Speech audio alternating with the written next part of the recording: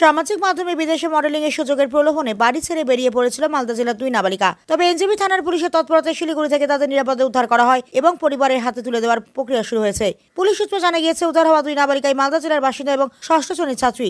অভিযোগ, সামাজিক মাধ্যমে কয়েকজনের সঙ্গে পরিচয়ের পর দক্ষিণ কোরিয়ায় মডেলিং এর সুযোগ করে দেওয়ার আশ্বাস দিয়ে তাদের শিলিগুড়িতে আসতে বলা হয়। 2 নাবালিকা বাড়ি থেকে নিখোঁজ হওয়ার পর পরিবারের সদস্যরা প্রশাসনের দ্বারস্থ হন। তদন্তে পুলিশ জানতে পারে তারা বাসে করে শিলিগুড়ির উদ্দেশ্যে রওনা দিয়েছে। তেনজিং নরগে বাস টার্মিনালে কয়েকজনের সঙ্গে দেখা করার পরিকল্পনা রয়েছে। এরপর এনজেপি থানার পুলিশ নৌকাঘাট এলাকায় বাসে উঠে নজরদারি চালায়। পরে জলপাই মোড় এলাকায় 2 নাবালিকাকে নিরাপদে বাস থেকে নামিয়ে থানায় নিয়ে যাওয়া হয়। সঙ্গে সঙ্গে তাদের পরিবারের সদস্যদের খবর দেওয়া হয়। পরে পরিবারের সদস্যরা থানায় পৌঁছন। ঘটনার খবর পেয়ে বিজেপি নেত্রী তথা ইংরেজবাজার বিধানসভার প্রাক্তন বিধায়ক শ্রীরূপা মিত্র চৌধুরী থানায় যান। তিনি 2 নাবালিকার সঙ্গে কথা বলেন, পুলিশের দ্রুত পদক্ষেপের প্রশংসা করেন। সংবাদ মাধ্যমকে তিনি জানান, সময় মতো প্রশাসনের উদ্যোগে একটি সম্ভাব্য বড় বিপদ এড়ানো সম্ভব হয়েছে। পাশাপাশি তিনি বলেন, তদন্ত চলায় এই মুহূর্তে বিষয়টি নিয়ে বিস্তারিত মন্তব্য করা সমীচীন নয়। পুলিশের দাবি, সামাজিক মাধ্যমে কারা 2 নাবালিকার সঙ্গে যোগাযোগ করেছিল বিদেশে মডেলিং এর প্রলোভনের নেপথ্যে কোনো সংঘবদ্ধ চক্র সক্রিয় রয়েছে কিনা সেই সমস্ত দিক খতিয়ে দেখা হচ্ছে। গোটা ঘটনার তদন্ত শুরু হয়েছে।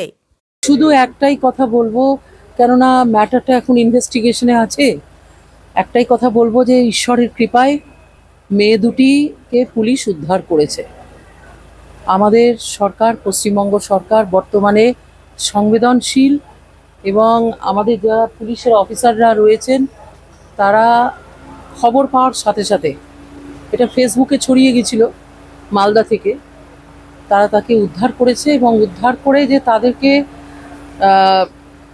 মানে এখানে নিয়ে এসছে। I am grateful to god. আপনারা দেখছেন সময় বাংলা, সময়ের সাথে সবার পাশে।